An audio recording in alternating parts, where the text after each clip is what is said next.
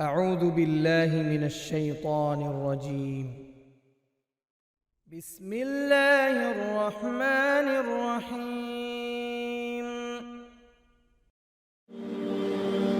قرآن پاک میں اللہ تعالیٰ جل شانہ نے رشتوں میں سے ایک رشتے کو لباس فرمایا، ہن لباس لکم وانتم لباس لہم۔ تمہاری بیویاں تمہارا لباس ہے، تمہاری زینت ہے۔ لباس سے انسان کی زینت ہے، خوبصورتی ہے، انسان ڈھکا رہتا ہے، چھپا رہتا ہے۔ ہن لباس لکم، بیویاں وہ تمہارا لباس ہے، وانتم لباس لہن، اور تم اپنی بیویوں کے لیے لباس ہو۔ یعنی آپ اندازہ لگا سکتے ہیں کہ جسم اور لباس کے درمیان کوئی چیز حائل نہیں ہوتی، یعنی یہ اتنا تمہاری قریبی رشتہ ہے کہ اس طرح کا دیگر کوئی رشتہ نہیں ہو سکتا۔ بھائیوں کا، بہنوں کا رشتہ ایسا نہیں ہو سکتا، دیگر اعز و اقارب کا رشتہ ایسا نہیں ہو سکتا۔ تو اللہ تعالیٰ جل شانہ نے اس خوبصورت رشتے کے بارے میں بڑی خوبصورت بات فرمائی ہے، وعاشروہن بالمعروف۔ جب تمہارے نکاحوں میں عورتیں آ جائیں تو ان سے زندگی گزارو حسن سلوک کے ساتھ، بہترین انداز سے۔ معروف کہتے ہیں ایسا انداز اس میں ظلم نہ ہو، زیادتی نہ ہو، دوسرے کا حق پورا دیا جائے بلکہ احسان کا معاملہ کیا جائے۔ ایک ہے عدل اور ایک ہے احسان۔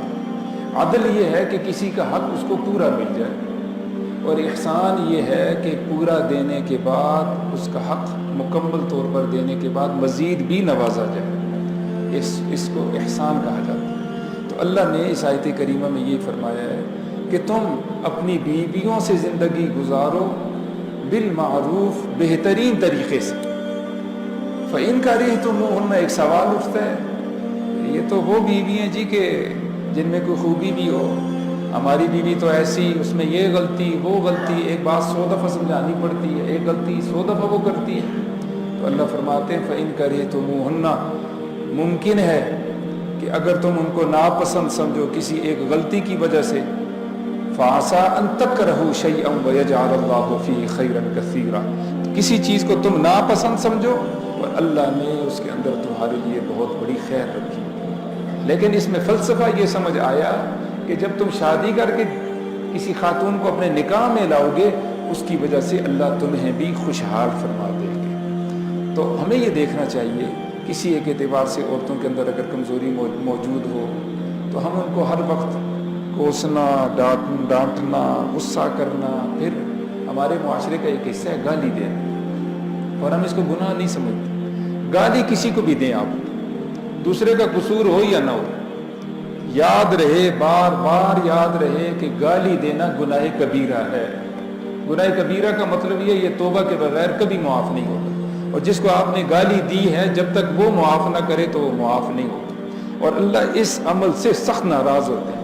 بیوی کو گالی، اس کی ماں کو گالیاں، اس کے باپ کو گالیاں، اس کے بہن بھائیوں کو گالیاں، اس کے خاندان کو گالیاں۔ غرض بیوی کے ساتھ جس چیز کی نسبت ہے ہم اپنا حق سمجھتے ہیں کہ ہم اس کو گالیاں دیں، اور ہم اس کو گناہ بھی نہیں سمجھتے۔ اس لیے آپ کوشش فرمائیں اگر یہ برائی ہمارے اندر موجود ہے کہ زبان کا کنٹرول ہو جائے، چاہے کچھ ہو جائے جی، میں گالی نہیں دوں گا بیوی کو، چاہے کچھ ہو جائے انشاءاللہ میں غصے پہ کنٹرول کروں گا۔ میں کہتا ہوں اگر آپ نیت کر لیں، کوشش کر لیں، پہلے دن آپ کے لیے مشکل ہوگا، دوسرا دن اس کی نسبت سے آسان، رفتہ رفتہ رفتہ آپ کی زبان پاکیزہ ہو جائے۔ حضور صلی اللہ علیہ وسلم نے بڑی خوبصورت بات فرمائی کہ لا یجلدن احدکم امرأتہ ثم یجامعها فی آخر اليوم، اے میری امت کے لوگوں اپنی بیویوں پہ ظلم زیادتی نہ کرو۔ گالی ظلم زیادتی ہے، مارنا پیٹنا ظلم زیادتی ہے۔ فرمایا تم ایسا نہ کرو کہ جس طرح غلاموں پہ ظلم زیادتی بعض لوگ کرتے ہیں تم اپنی بیویوں پہ ظلم زیادتی کرو۔ فرمایا میں تمہیں اس سے منع کرتا ہوں۔ تم کیسے ظلم زیادتی کرتے ہو؟ ثم یجامعها فی آخر اليوم، صبح تو تم اس کو مارتے ہو اور شام کو اب تمہارا مفاد آ چکا ہے، ضرورت آ چکی ہے، تم اس کے پاس جاتے ہو، کس منہ سے جاتے ہو؟ استوصوا بالنساء خیرا، حضور صلی اللہ علیہ وسلم ہم سب کے لیے رہنما ہیں، معلم ہیں۔ انہوں نے فرمایا دیکھو میری نصیحت کو قبول کرو، میری نصیحت کو قبول کرو. فی النساء، عورتوں کے بارے میں، فإنہن خلقن من ضلع. مختصر آپ سے یہ درخواست کرنا چاہتا ہوں، اس سلسلے میں حضرت محمد مصطفیٰ احمد مجتبیٰ صلی اللہ علیہ وسلم کی تعلیمات ہمارے لیے مشعل راہ ہیں. گھر میں ہوتے تو بکری کا دودھ دھو دیتے، گھر میں ہوتے جوتا پھٹ جاتا خود سی دیتے.